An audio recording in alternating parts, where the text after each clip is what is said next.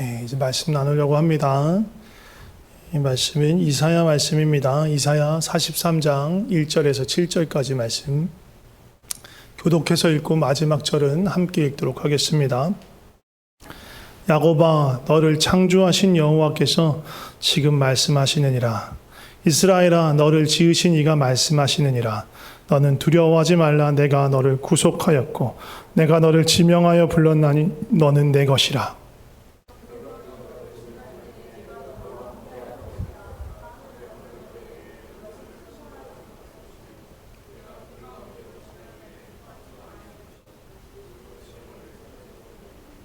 대저 나는 여호와 네 하나님이요 이스라엘의 거룩한 이요 내 구원자임이라. 내가 애굽을 너의 속량물로 구스와 스바를 너를 대신하여 주었노라.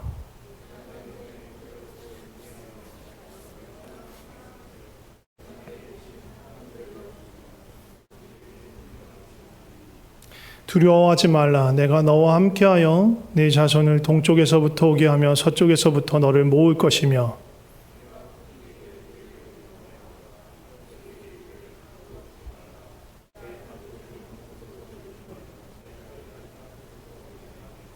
네, 7절 함께 읽겠습니다. 내 이름으로 불려지는 모든 자, 곧 내가 내 영광을 위하여 창조한 자를 오게 하라. 그를 내가 지었고 그를 내가 만들었느니라. 아멘. 오늘 말씀의 제목은 두려워 말라입니다. 오늘 말씀은 이 선지자 이사야를 통해서 하나님께서 유다 백성들에게 선포하신 말씀입니다. 이사야 선지자는 꽤 오랫동안 사역을 했어요. 그러니까 되게 장수한 사람이에요. 그 당시 기준으로 보면 어마어마하게 장수한 분입니다. 유다의 10대 10번째 왕인 오시야 때부터 하나님께 부르심을 받아가지고 선지자로서 사역을 시작했고요. 그 이후 요담, 아하스, 13대의 왕인 히스기야 때까지 거의 한 60여 년 정도를 하나님의 선지자로 활동했던 분입니다.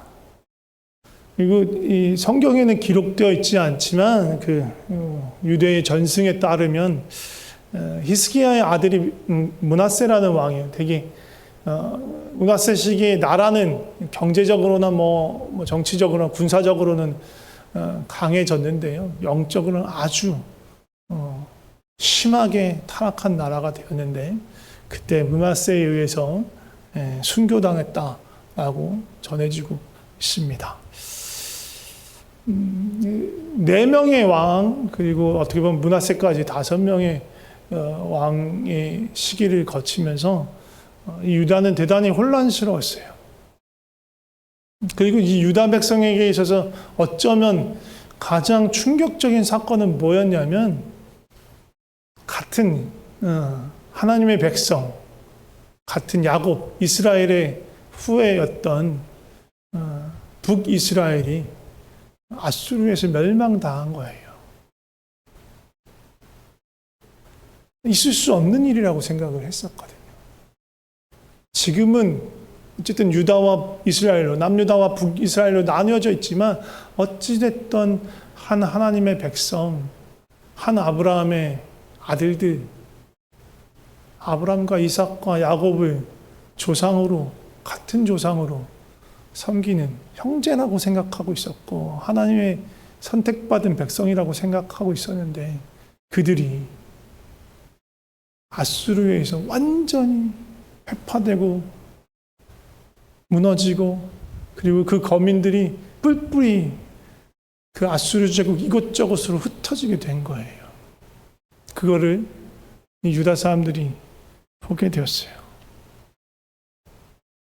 북이스라엘 언제 망했냐면 히스기야가 왕위에 오르기 전 7년 전, 그러니까 아하스 왕 13년에 멸망당해요. 사라져 버리는 거예요. 이거는 영적으로도 대단히 큰 충격이었고요. 또 한 가지는요. 아수르나 바벨론이나 다 어떻게 보면 유다의 입장으로서는 북쪽에서부터 이렇게 내려오는 거예요. 북쪽에서부터 침입할 수 있는 루트가 북쪽에 있어요. 근데 북쪽에 누가 있어요? 북이스라엘이 막고 있었단 말이에요. 유다 입장에서 보면 방패였단 말이에요. 북이스라엘이 사라져 버렸어요. 아수르의 직접적인 공격을 받기 아주 쉬운 상황이 돼버린 거예요. 그러니까 이 북이스라엘 패망 이후에 끊임없이 아수르가 유다를 공격합니다. 이 히스기야 때 아주 극심하게 그 일들이 정점에 이르러요.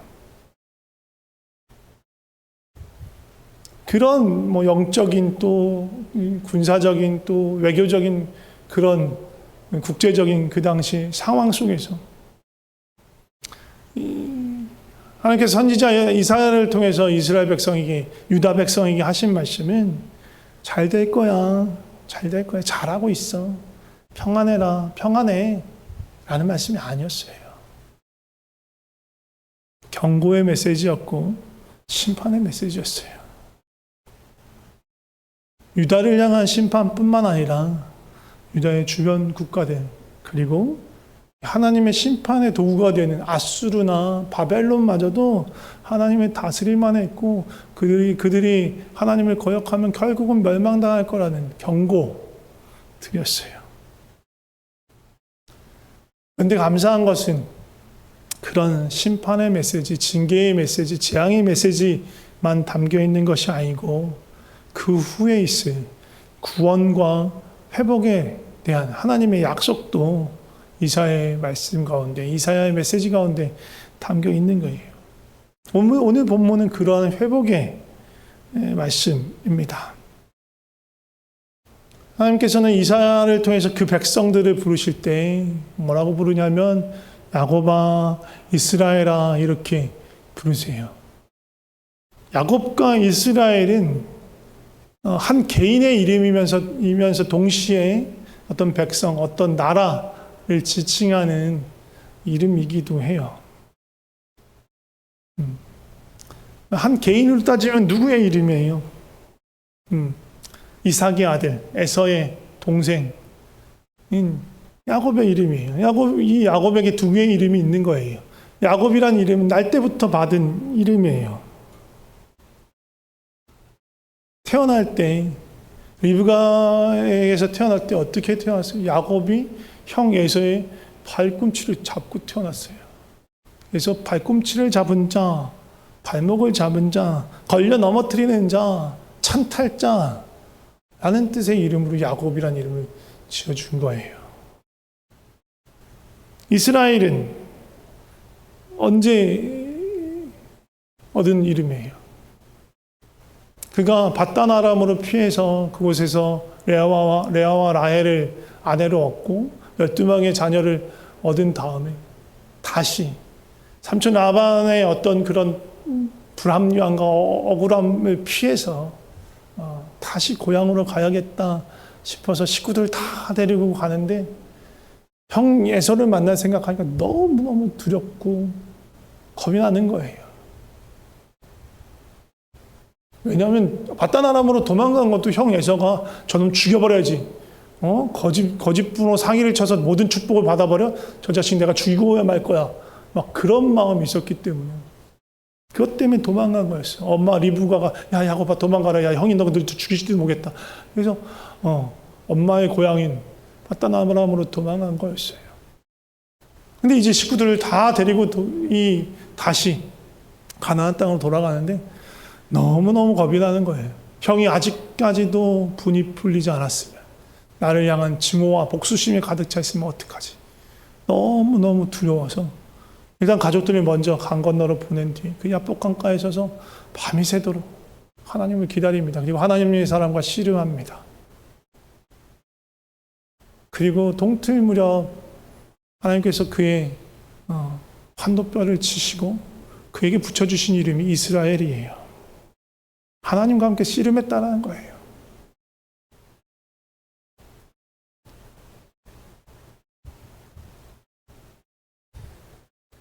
그래서 이 이스라엘 야곱은 동시에 이 개인을 지칭하는 이름이면서 동시에 야곱, 이스라엘 이를 통해서 나타난 12 두 명의 아들들과 그로 인해 생긴 모든 지파와 백성들을 지칭하는 말이 된 거예요. 근데 이스라엘이란 이름으로 불러도 되는데 굳이 야곱아, 이스라엘아 이렇게 야곱의 의미를 붙이신 이유가 뭘까? 야곱이란 이름은 사실 그닥 아까도 말씀드린 형의 발꿈치를 붙잡고 태어난 사람이에요. 발꿈치를 잡는 자, 넘어뜨리는 자, 속이는 자, 찬탈자라는 뜻을 갖고 있는 이름이 그렇게 긍정적인 이름이 아니란 말이에요. 그런데 굳이 야곱아 이렇게 부른 거예요. 그나마 이스라엘이 그럴싸한 이름인데 야곱아 이 발목을 잡는 자야, 이 속이는 자야. 굳이 야곱의 이름을 부르신 이유는 하나님의 은혜를 더욱 잘 보여주시기 위함이라고 생각할 수 있어요.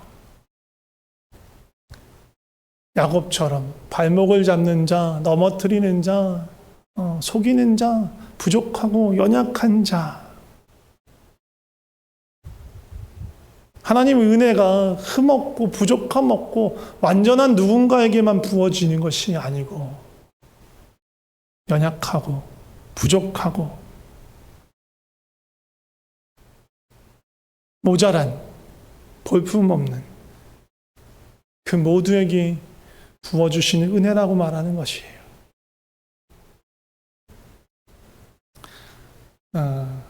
이거보다 더 극적으로 이 모습을 보여주는 하나님이 그 백성을 부르시는 이름이 앞에 우리 43장을 봤는데 41장에 등장합니다. 41장 14절 말씀 우리 함께 읽어보도록 하겠습니다. 같이 읽어보겠습니다. 시작. 버러지 같은 너 야곱아, 너희 이스라엘 사람들아, 두려워하지 말라. 나 여호와가 말하노니 내가 너를 도울 것이라. 네 구속자는 이스라엘의 거룩한 이인이라. 야곱도 별로 긍정적이지 않은 이름인데 그 앞에 뭐가 붙어요? 버러지 같은, 벌레 같은, 무지렁이 같은 야곱아.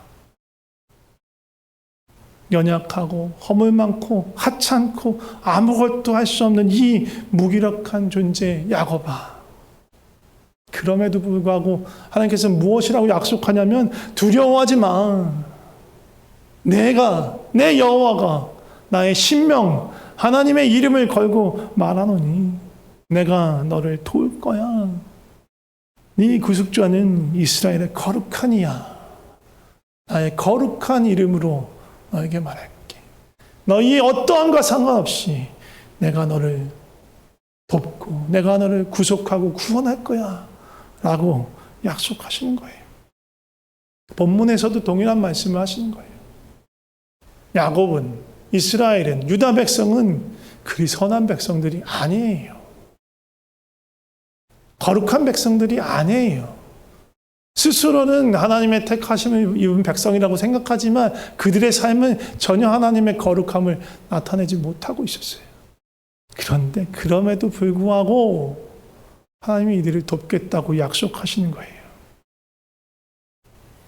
그러면서 오늘 본문에 앞뒤를 싸고 있는 것이 뭐냐 하면 하나님이 이 이스라엘을, 이 야곱을 창조하셨다라는 거예요. 그래서 1절에 보면 야곱아 너를 창조하신 여호와, 이스라엘에 너를 지으신 이가 이렇게 말하고요. 7절에 보면 내가 내 영광을 위하여 창조한 자, 내가 지었고 그를 내가 만들었다 라고 말씀하세요. 이게 앞뒤를 감싸고 있는 거예요. 야곱, 부족하고 연약하고 무기력하고 보잘것없지만 넌 내가 만든 자, 만들었어. 내가 너를 지었어. 내가 너를 창조했어. 말씀하시는 거예요. 이 하나님 우리의 창조자라는 이 말씀은 너무너무 놀라운 말씀인 거예요. 제가 여러 번 말씀드렸어요. 다시 한번 말씀드릴게요. 하나님 창조하시기 전에는요, 아무것도 없었어요. 아무것도요. 물질이 없었고요. 물질을 이루는 원소, 밀입자 하나라도 존재하지 않았어요. 그것이 존재하지 않으니까 그것이 있을 공간이라는 게 없었고요. 물질이 변화하지 않으니까 하나님 변치 아니하고 언제나 동일하신 분이니까 시간이라는 것이 존재할 이유가 없었어요. 시간은요, 물질이 변화될 때 시간을 우리가 감지할 수 있는 거예요. 아무것도 변하지 않으면 우리는 시간의 흐름을 알 수가 없어요. 하나님이 만물을 창조하기 전에는요, 시간도 공간도 물질도 아무것도 없는 거예요. 그걸 영원이라고 불러요. 그 상태를 영원. 그 영원 속에 누가 계셨냐? 홀로 하나님 한 분 계신 거예요. 성부, 성자, 성령, 삼위일체 하나님께서 완전하고 놀라운 사랑 가운데서 홀로 거하셨어요.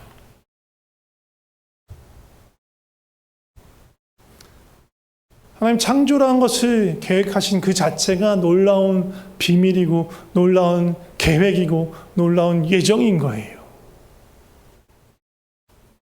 하나님은요, 그 영원 속에서 성부, 성자, 성령의 완전한 사랑, 넘치는 사랑 가운데 아무런 부족함이 없는 그 상태에서 하나님께서 한 가지 아이디어가 떠오르셨어요. 그게 무엇이냐?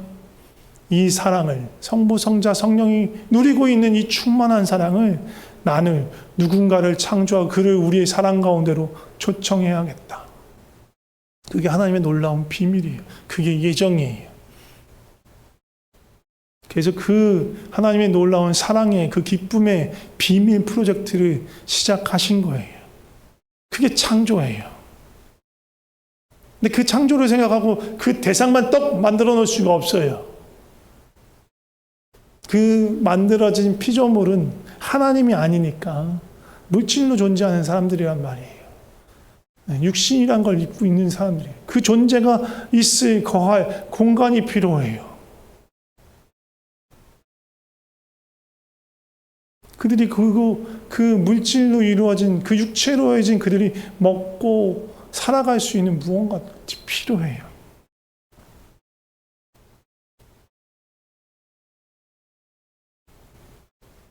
그래서 모든 만물을 만들기 시작한 거예요.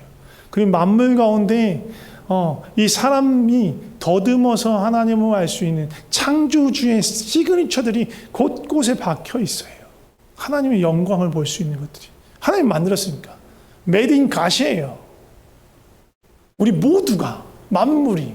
그래서 그것 안에 그것을 만든 장인의 솜씨가 다 흔적이 남아있는 거예요. 그것이 하나님의 영광이에요. 하나님의 영광의 조각들이에요. 그래서 우리가 그것들을 발견할 때마다 깜짝 선물을 받는 것처럼 놀랄 수 있는 거예요. 그것보다 더 놀라운 거는 신이 아닌 물질로 이루어진 육체를 갖고 있는 우리가 하나님의 사랑에 동참할 수 있도록 그 사랑의 관계 안으로 들어갈 수 있도록 무언가를 우리 가운데 두셨어야 됐어요. 그게 뭐예요? 생기예요. 우리에게 불어주신 생기. 물질로 만들어졌지만 하나님의 생기가 우리 안에 들어오면서 영적인 존재가 되어서 영이신 하나님과 교제할 수 있고 영이신 하나님과 사랑의 관계 안에 들어갈 수 있는 존재가 된 거예요. 엄청난 인 거예요. 엄청난 일. 그 영인 우리가 영적인 존재가 되었기 때문에 하나님의 성품과 마음과 능력을 닮을 수 있고요. 그것으로 하나님께서 만들어진 지어진 모든 것들을 하나님이 다스리시듯 그 사랑으로 하나님 능력과 성품으로 다스리라고 우리에게 사명을 주신 거예요. 하나님을 닮은 존재로 그리고 하나님과 교제할 수 있고 사랑할 수 있는 존재로 창조할 수 있는 거예요. 창조하신 거예요. 그런데 정말로 중요한 요소가 있어요. 사랑.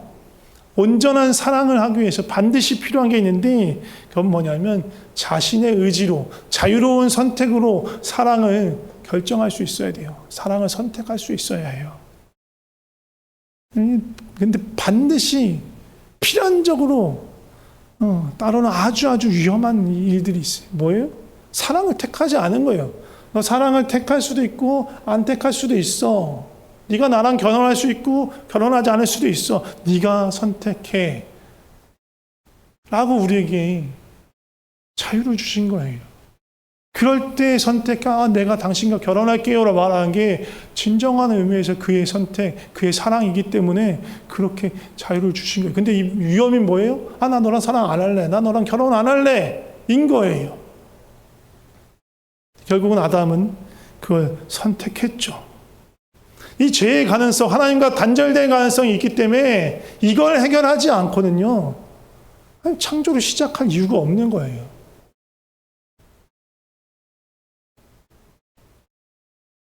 이걸 해결하기 위해서 창세 전부터 준비한 것, 영원 가운데서 준비한 것이 있어요. 그게 뭐냐면 예수님이 이 땅에 사람과 같은 모습으로 오는 것.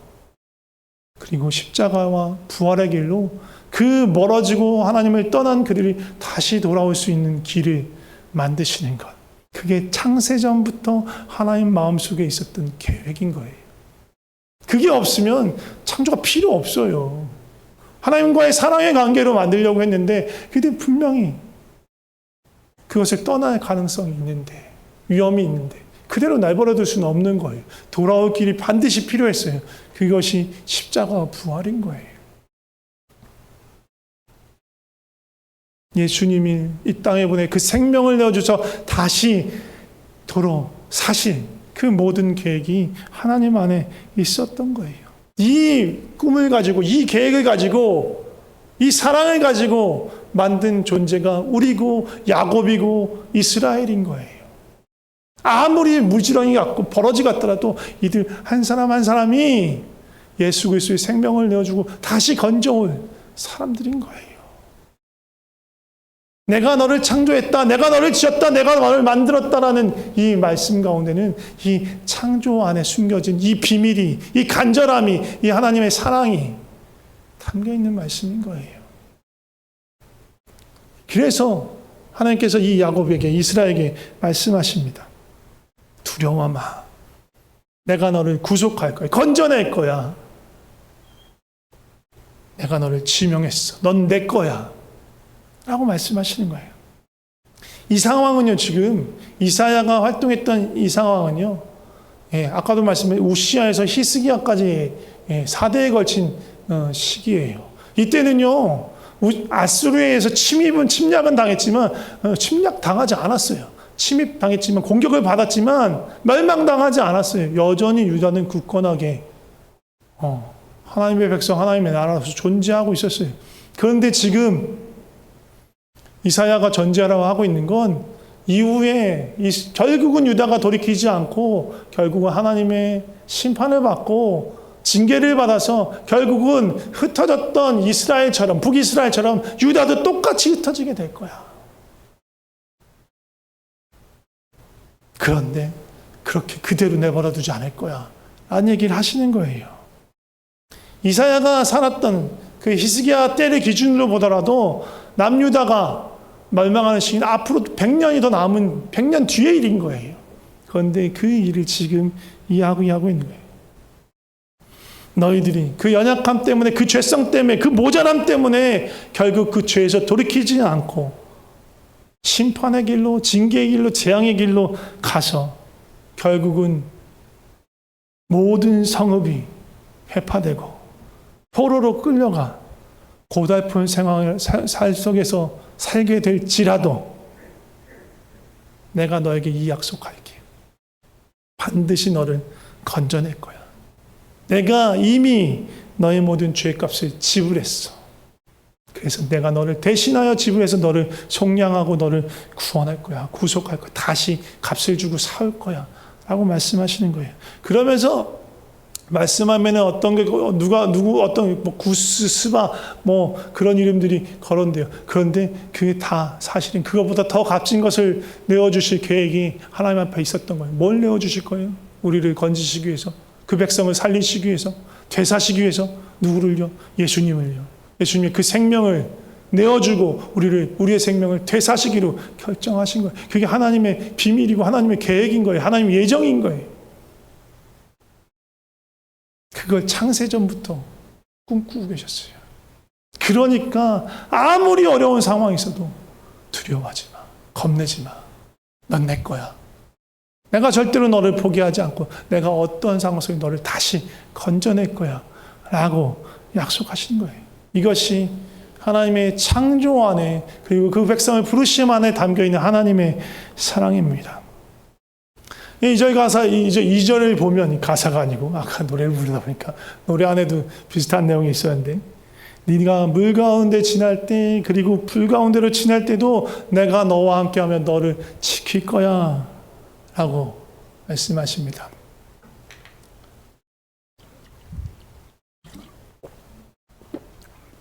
이스라엘 백성은요, 물 가운데로 지난다고 하면 퍼뜩 떠오르는 두 가지 사건이 있어요. 물 가운데로 진짜 지났던 두 가지 사건. 홍해와 요단강을 건넜던 사건이 모세와 함께 홍해를 건너고 또 여호수아와 함께 요단강을 건넜던 그 사건이 떠오를 수밖에 없어요. 자동적으로 떠올라요. 물이라고 하는 것은요, 어떻게 보면 젖줄, 어떤 풍요로움의 상징일 수도 있지만요, 성경에서 물은 아주 많은 빈도로 어떤 환난이나 고난이나 어려움을 상징하는 언어로 쓰여요. 그런데 하나님께서 그 물을 가르시고 백성들을 지나게 했던 사건이 두 번이나 있었던 거예요. 그들의 역사 가운데. 그뿐만이 아니에요. 남유다의 일은 아니지만 북이스라엘 가운데는 또 다른 사건, 물을 다스린 사건이 있어요. 현재 엘리야와 엘리사예요.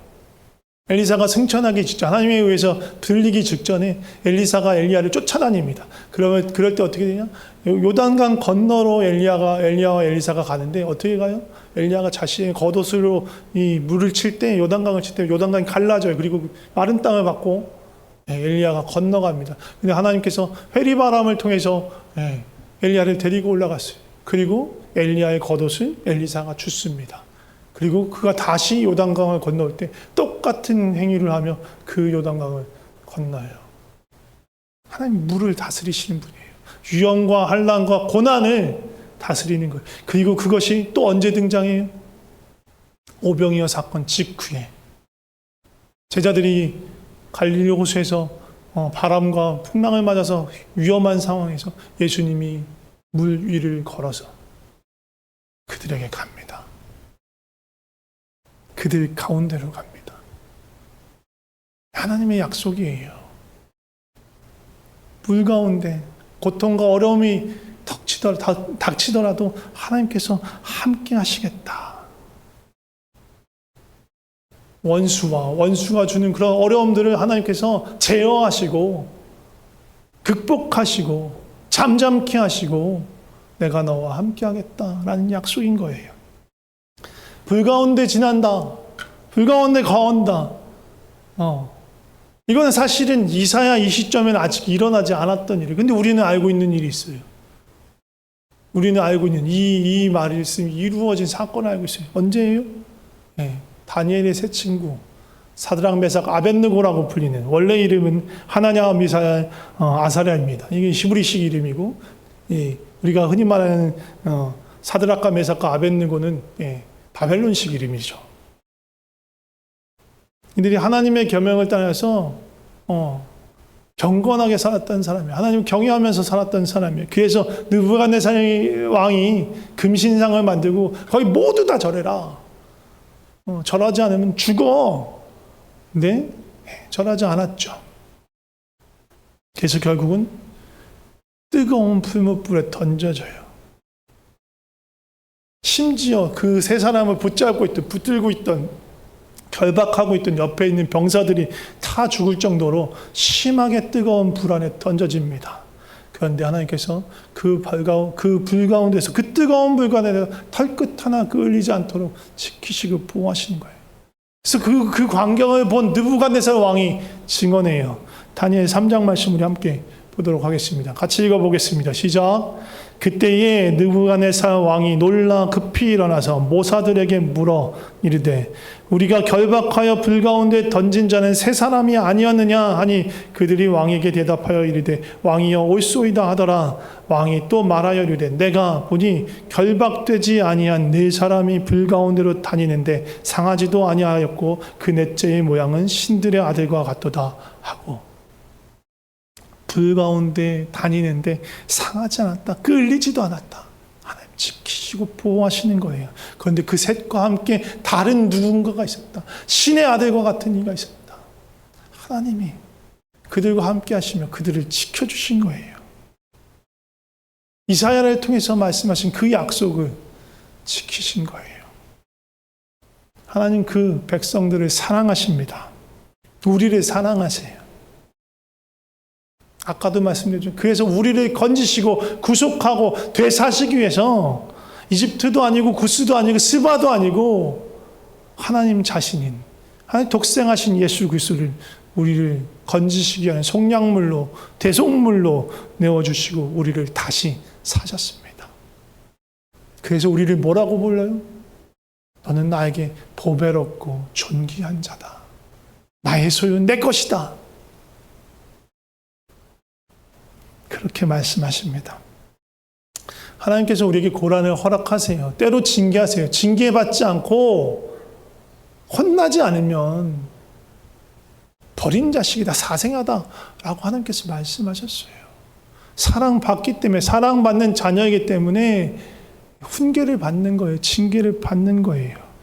물이 없고 물 가운데 지나는 일이 없고 불 가운데 지나는 일이 없다라고 말씀하시는 것이 아니라 물 가운데 지날 수 있어. 불 가운데 지날 수 있어. 그런데 내가 너를 지키고 보호할게 라고 말씀하시는 거예요. 또 이스라엘 백성이 유다 백성이 그랬던 것처럼 우리의 연약함과 부족함과 죄성으로 인해서 우리를 흩으실 수도 있어요. 그런데 하나님의 약속은 무엇이냐면 그 어떤 순간 그 어떤 상황이라도 반드시 내가 너희와 함께 하겠다.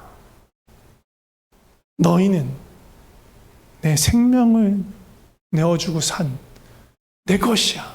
반드시 너희를 지키고 말 거야. 이것이 하나님의 약속입니다. 우리를 위해서 그 생명을 아끼지 않고 내어주신 우리 주 예수 그리스도께서 우리와 함께 하시고 우리를 위하십니다. 우리를 살피시고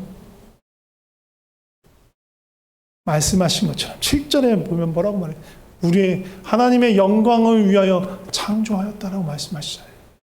우린 그런 존재예요. 우리를 그렇게 부르셔서 반드시 우리를 통해서 우리 안에 하나님의 영광을 나타내실 것입니다. 그 하나님의 은혜를 우리가 붙들었으면 좋겠습니다. 권사님 우리 좀 찬양 반주 좀 해주시고요. 우리 함께 찬양하면서 기도했으면 좋겠습니다. 우리 다 아는 찬양에 나의 안에 거하라 부를 거예요. 바로 부를 수 있도록 그냥 쳐주세요. 꿍 쳐주세요. 나의 안에 거하라. 나의 안에 거하라. 나는 내 하나님이니. 모든 환난 가운데 물 가운데 지날 때 불 가운데 지날 때도 우리를 지키실 거라고 주님께서 약속하십니다. 두려워하지 말라. 내가 널 도와주리니. 놀라지 말라. 내 손 잡아주리라. 다시 한번 나의 안에 거하라. 나의 안에 거하라. 나는 내 하나님이니. 모든 환난 가운데 너를 지키는 자라. 두려워하지 말라. 내가 널 도와주리니. 놀라지 말라. 내 손 잡아주리라. 내가 너를 지명하여 불렀나니. 내가 너를 지명하여 불렀나니. 너는 내 것이라. 내 것이라. 너의 하나님이라. 내가 너를 보배롭고 존귀하게 여기노라. 너를 사랑하는 우리 다시 한번 이 찬양 나에게 하시는 주님의 말씀을 들으면서 불렀으면 좋겠습니다. 나의 안에 거하라, 나의 안에 거하라, 나는 내 하나님이니 모든 환난 가운데 너를 지키는 자라. 두려워하지 말라, 내가 널 도와주리. 놀라지 마라, 내가 내 손을, 너의 손을 잡아줄게. 내가 너를 지명하여 불렀다, 내가 너를 지명하여 불러나니 너는 내 것이야. 네, 나는 너의 하나님이다, 너의 하나님이라. 내가 너를 보배롭고 존귀하게 여기노라. 너를 사랑하니 내가 너를 지명하여 불러나니, 내가 너를 지명하여 불러나니 너는 내 것이라, 내 것이라. 너의 하나님이라. 내가 너를 보배롭고 존귀하게 여기노라. 너를 사랑하는 내 여호와라. 우리 함께 기도했으면 좋겠습니다.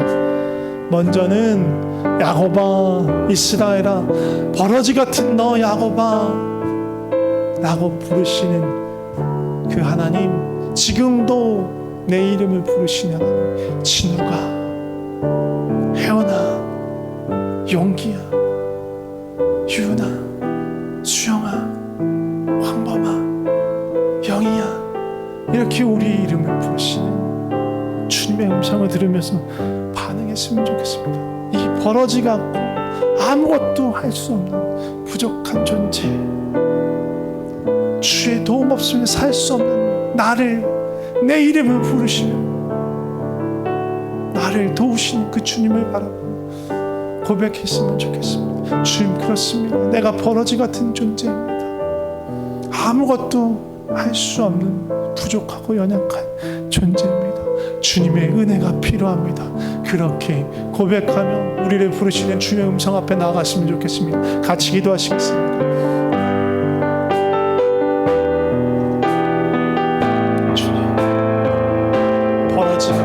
먼지 같고 티끌 같고 아무것도 할 수 없는 연약하고 부족한 존재, 그럼에도 불구하고 주님 말씀하십니다. 내가 너의 창조자다, 내가 너를 지었고 만들었다. 하나님의 목적이 있고 하나님의 의도가 있고 하나님의 약속이 있고 하나님이 이끄시는 바가 있습니다. 너무너무 연약하고 부족하고 모자라지만 주님의 그 은혜를, 우리를 부르시는 그 음성을 듣고 주 앞에 나아갑니다. 이 부족하고 연약한 것이 그대로 할 줄 알아서 나가는 것이 아니라 그럴싸해서 나가는 것이 아니라 매번 넘어지고 쓰러지고 근심하고 걱정하고 두려워하고 아버지 그렇게 부족한 우리의 모습에서 그 모습 그대로 나아갑니다. 주 앞에 나아갑니다. 주님, 우리를 창조하시고 만드신 주님 주시옵소서. 계속해서 기도할 때 우리 하나님의 약속을 붙들고 기도했으면 좋겠습니다. 하나님 약속하십니다. 물 가운데 지나도, 불 가운데 지나도 그 물이 너를 삼키지 못할 것이고 불이 너를 그을리지 못하게 할 것이다. 물로 불로 안 가는 게 아니에요. 우리에게 분명히 너무나 필연적으로 있는 어려움과 고난, 우리 지금 그렇게 만나고 있잖아요. 지금 현재 현실이, 우리 상황이 그렇잖아요. 우리 공동체적으로도 그렇고 또 각각 개인의 삶에서 얼마나 큰 어려움을 우리가 마주하고 있습니까? 그런 것이 없을 거라고 말씀하시지 않아요. 그런데 그때에 내가 너와 반드시 함께하겠다. 내가 내 의로운 오른손으로 너를 붙들어 줄 거야. 하나님 약속 그거예요. 과연 어떤 방법으로 우리를 건지실지 모르지만 신실하신 주님이, 선하신 주님께서 반드시 우리와 함께 하시며 우리를 지키시고 건지시고 우리를 통해 하나님의 일을 이루실 거예요. 우리가 좀 그걸 기억하면서, 하나님, 지금 우리의 삶이 이렇게 힘들고 고달프고 어렵습니다. 그러나 주님의 약속을 붙들고 나아갑니다. 주님, 우리와 함께 하시는 주님, 우리에게 약속하신 주님, 우리 반드시 지키고 보호하시고 인도하시는 그 주님의 은혜를 아버지, 지금 우리가 알기 원합니다. 우리를 도와주시옵소서. 그렇게 주의 은혜를 구하며 기도했으면 좋겠습니다. 같이 기도하겠습니다. 주님 약속하셨습니다. 우리를 반드시 지키신다. 우리와 함께 하신다. 어려운 환난이 없을 거라고 말씀하시죠. 어려운 환난을 만날 때에, 그것을 통과할 때에, 물 가운데로 지날 때에, 물 가운데로 지날 때에 우리와 함께 하신다고, 주님의 그 강하신 팔로, 의로우신 팔로 우리를 안으시고 그것을 함께 통과하시겠다고 말씀하셨습니다. 그 약속을 붙들고 나아갑니다. 우리를 붙드시는 그 주님의 의로운 오른손을 우리가 보게 하여 주시옵소서. 지금도 놓치지 않고 우리와 함께 하시는, 우리를 버리지 않고 우리와 함께 하시는 그 주님을 믿음의 눈으로 지혜와 계시의 영을 우리에게 부어주셔서 아버지, 우리를 보게 하여 주시옵소서. 주님 알게 하여 주시옵소서. 그래서 담대히 주님과 함께 나아갈 수 있도록 주여 역사하여 주시옵소서. 주여 우리를 붙들어 주시옵소서. 주여 주의 구원의 은혜를 우리에게 부어 주시옵소서. 마지막으로 한 가지만 더 기도했으면 좋겠습니다. 그것은 바로 우리 하나님께서 우리의 창조주, 우리를 만드신 분이라는 거예요. 하나님의 영광을 위해서 우리를 만드시고 우리를 부르셨다는 거예요. 무지렁이 같고 연약하고 부족하지만 하나님의 의지예요. 하나님의 뜻이에요. 내가 반드시 너희에게 내 영광을 나타낼 거야. 그리고 너희를 통해서 모든 이들 가운데 내 영광을 보일 거야. 내가 너를 내 영광을 위해서 만들었어. 나의 찬송을 위해서 내가 너희를 불렀어. 하나님의 약속입니다. 그 약속을 붙들고 기도했으면 좋겠습니다. 하나님, 우리 가운데 주의 영광을 부어주시옵소서. 우리가 주의 영광을 보기를 원합니다. 하나님, 우리를 통해서 주의 영광을 나타내 주시옵소서. 우리 교회가 주의 영광이 되게 하여 주시옵소서. 그렇게 주의 약속을 붙들고 함께 기도하도록 하겠습니다. 같이 기도하겠습니다. 주여, 주님 약속하신 대로, 아버지 계획하신 대로, 아버지 정하신 대로 우리를 인도하여 주시옵소서. 하나님, 우리 주님의 영광을 위해서 그 찬송으로 우리를 지으셨다고 말씀하셨습니다. 하나님, 우리가 주의 영광을 보기 원합니다. 하나님, 우리 가운데 부으시는, 나타내 보시는 주의 영광을 보게 하여 주시옵소서. 뿐만 아니라 우리를 통해서 나타내시는 그 주의 영광을 모두가 알게 하시고 보게 하여 주시옵소서. 하나님 아버지, 우리가 예단하지 않게 하여 주시옵소서. 하나님, 이렇게 할 거야, 저렇게 할 거야. 아니요, 우리는 모릅니다. 그러나 하나님 손에 우리를 맡깁니다. 하나님의 뜻대로 역사하셔서 하나님의 영광을, 하나님의 일하심을, 하나님 되심을 나타내 보여주시옵소서. 하나님, 주님의 이름을 신뢰합니다. 그 의로우신 이름, 그 놀라우신 이름, 우리의 창조자이시고 우리를 부르시고 이 교회의 주인 되시고 이 교회의 머리 되신 예수 그리스도의 이름으로 우리가 기도하며 그 이름을 붙들고 신뢰하며 주 앞에 나아갑니다. 주여, 우리 가운데 놀라운 일들을 행하여 주시옵소서. 역사하여 주시옵소서.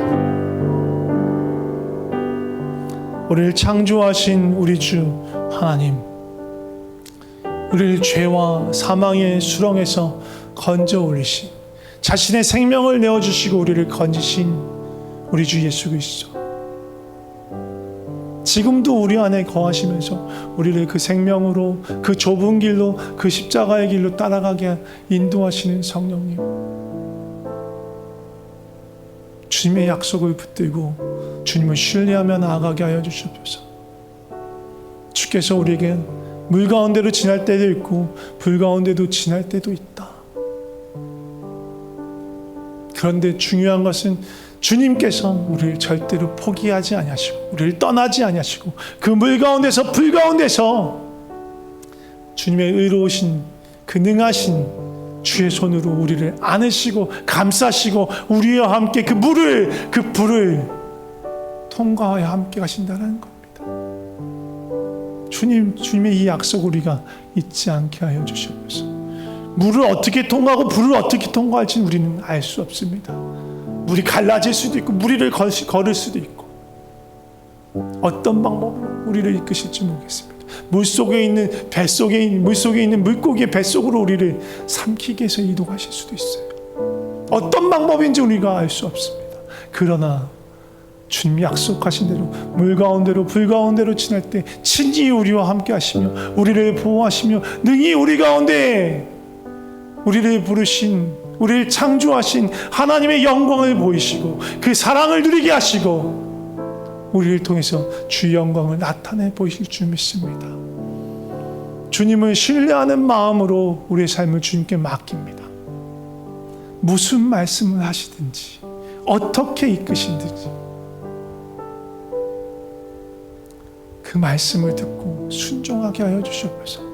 사람의 마음, 세상의 방법이 아니고 우리 주 하나님, 우리를 그 의로운 오른손으로 이끄시는 그 주님의 손을 붙들고 주님만 따라가는 우리 모두가 되게 하여 주시옵소서.